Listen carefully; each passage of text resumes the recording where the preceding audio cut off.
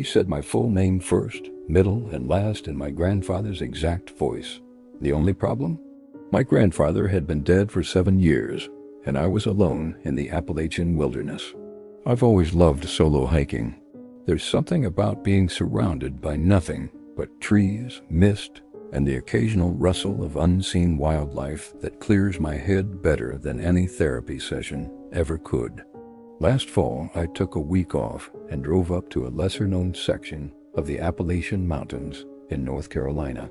I'd been there once before, briefly, but this time I planned a full 3-day loop hike, completely off-grid, no cell service, a sharp snap, like someone stepping on a dry branch. I sat up. It wasn't unusual to hear deer or even bears, but this didn't sound like an animal. It was slow, rhythmic, step, step, pause. I grabbed my flashlight and shined it toward the trees, but the light didn't reach far. The first day went as expected. A lot of steep climbs, sweat, silence, the kind of quiet that wraps around you like a blanket. I set up camp on a ridge near an old fire tower ruined nothing but collapsed wood and rusted nails.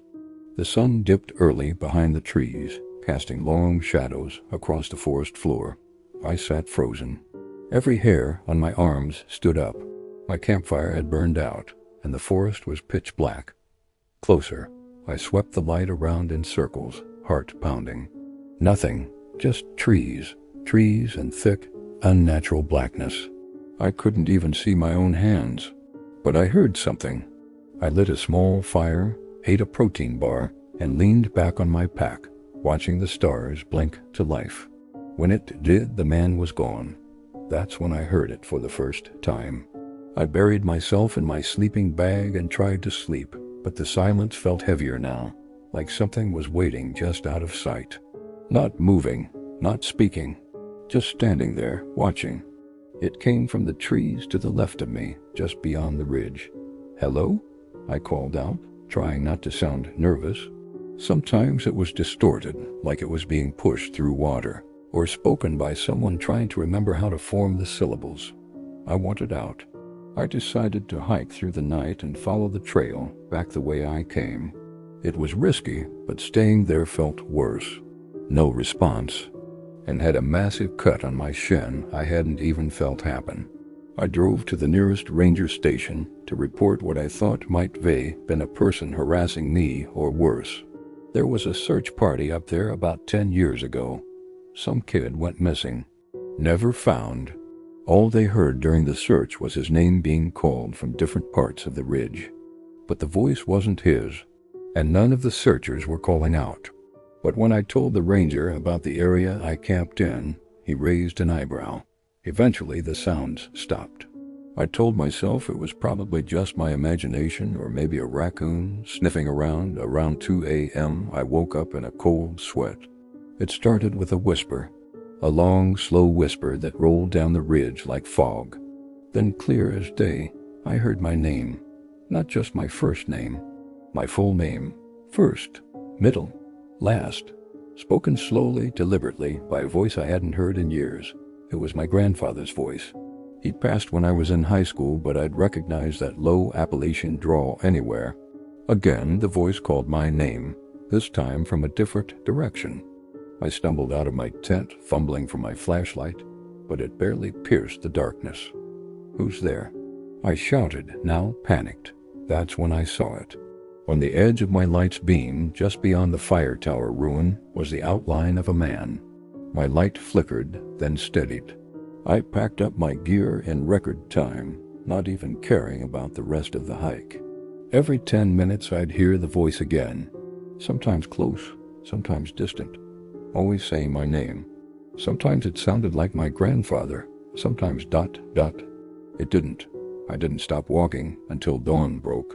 By the time I made it back to the parking area, I was shaking, soaked in sweat despite the cold. "You stayed up by the old tower?" he asked. "Yeah, why?" He hesitated. That trail's not supposed to be accessible. I didn't say anything. I just nodded slowly and left. I haven't gone back to the Appalachians since. But sometimes when I wake up in the middle of the night, I swear I hear it again, my name. whispered slowly from outside my window. And my grandfather's voice,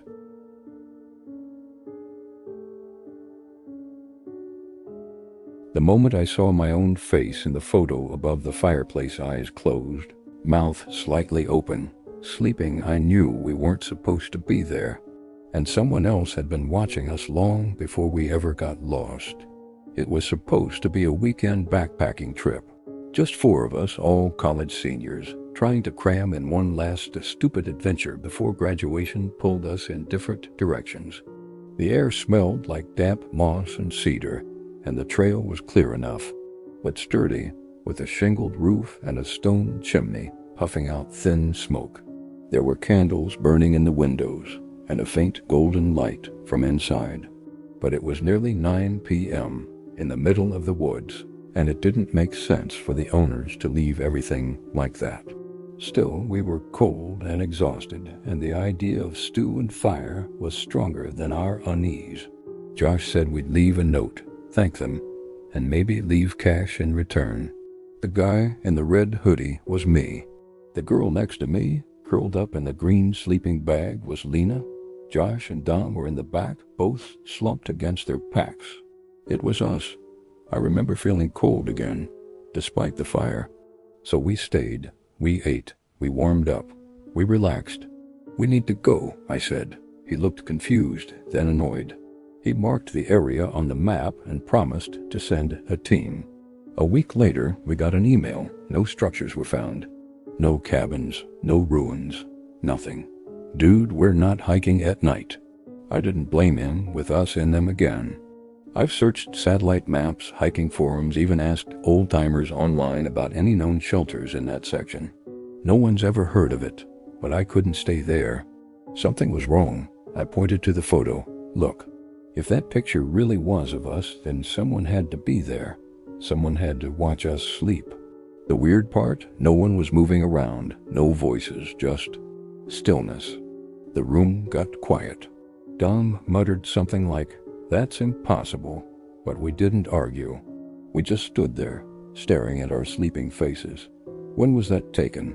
Lena asked, but no one answered. We hadn't even brought cameras. I didn't want to know. It was that kind of thick, wet fog that feels like it's breathing on your skin. At first glance, they looked normal. Families sitting on porches, couples smiling in front of trees, kids bundled in blankets. But every single person in every single photo had their eyes closed, not blinking, sleeping. Their heads tilted, expressions loose. Some were in beds, some were on couches. A few were even outside, leaning against trees. Our flashlights barely helped. That's when we saw it, a faint glow between the trees, a soft, warm light. Inside, it was warmer than it should have been, and the smell hit us immediately. Beef stew, herbs, something rich and meaty simmering on a cast iron pot hanging in the fireplace. The table was set for 4.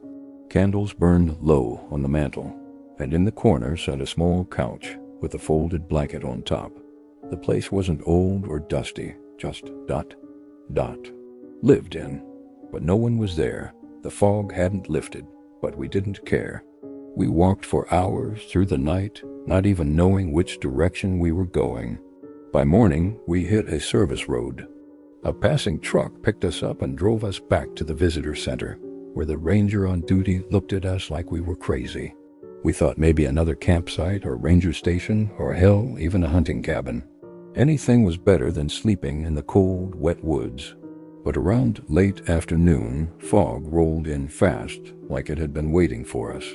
Josh swore he knew where we were, even after the trail markers disappeared. I remember checking my phone just once out of habit, no service, obviously, and then we followed him deeper into the trees. Josh was the planner, always had a map in his hand and a compass around his neck. Lena and Dom were dating, inseparable, and always a few steps behind, whispering and laughing at things no one else heard.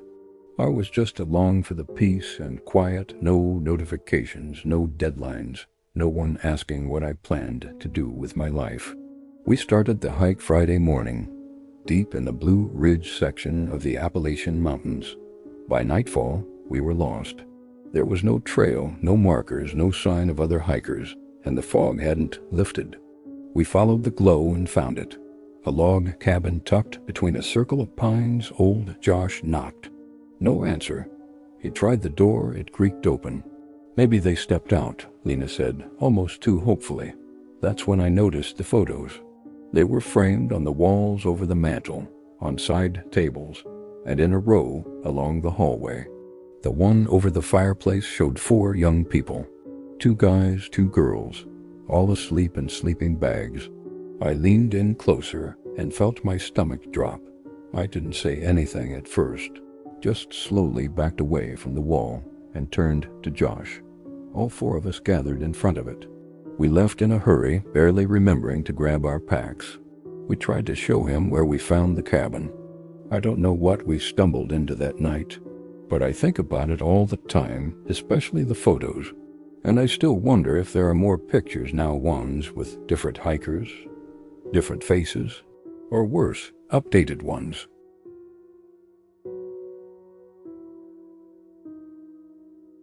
The fog rolled in faster than it should have, and with it came the voices, low, endless whispers from every direction. By the time I fled, someone or something had already been inside my camp. I've worked as a seasonal park ranger for a few years now, mostly in the Appalachians. Roan Mountain is one of my favorite spots. High elevation, sweeping views, and crisp air that hits different from the lower valleys. I'd been assigned to do a solo overnight check near Roan High Knob Shelter, a primitive stone lean to tucked about 6,000 feet up. By 5 p.m. I was alone. I logged the time, checked for trash, signs of fire, anything unusual. Nothing. Everything looked perfectly untouched. No cell service, no radios, just a thermal sleeping bag, a flashlight, and my logbook. Too faint to make out the words. It came from the tree line.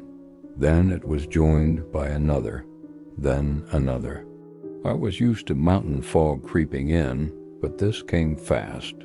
Sat in the dark, but the way it wrapped around the shelter, it felt like they were trying to confuse me, to disorient.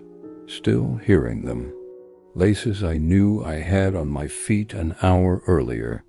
Somehow, at some point while I was inside the shelter hearing those voices, someone had removed my boots and placed them outside, like a wave of smoke pouring through the trees.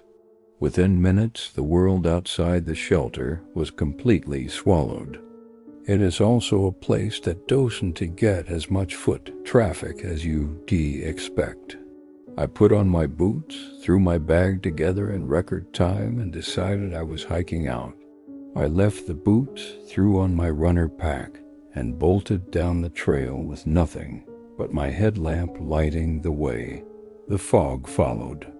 I could still hear the whispers, sometimes behind me, sometimes ahead, like they were floating through the trees, laughing under their breath. No signs of animals, just boots placed with intention. I'd rather walk 6 miles down the mountain in darkness than stay trapped in that pocket of fog 1 second longer. But I haven't gone back to Roan High Knob since. The kind of quiet that feels peaceful during the day and suffocating at night. They never got closer, but they were all around the shelter, like a circle, every direction.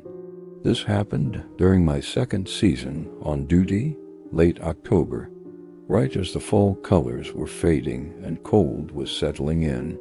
That means someone had entered the shelter, removed my boots while I was awake, and tied them together outside the door. The day hike in was uneventful. Saw a few hikers heading down the mountain, the last of the weekend backpackers. He made the hike to the shelter, reported nothing unusual except he found a pair of worn-in ranger boots sitting neatly just outside the shelter door. But around dusk, the weather turned. The wind dropped off completely, No birds, no rustling, just dead silence. I decided to call it an early night, tucked myself into my bag with a paperback, and turned on my headlamp.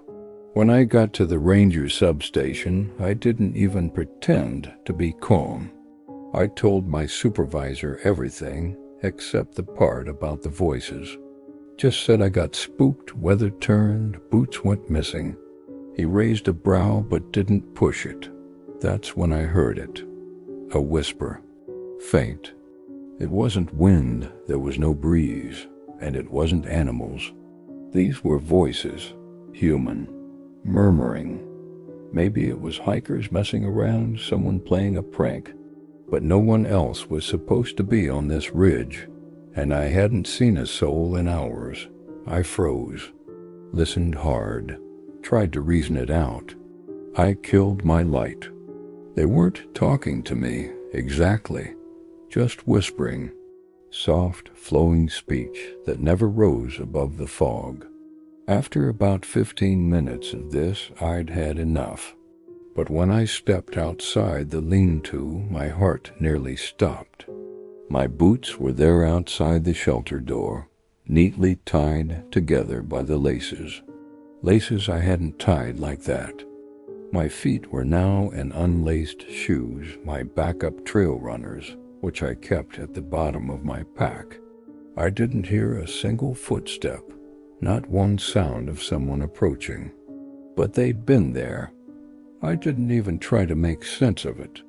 I made it down around 2A, heart pounding the entire descent. A week later, another ranger volunteered to go back up. Mine, still tied together. No footprints. To this day, I don't know what I heard or what came inside that shelter while I was still awake. And I don't sleep outdoors without locking my boots in a bag anymore, just in case they try to return them again.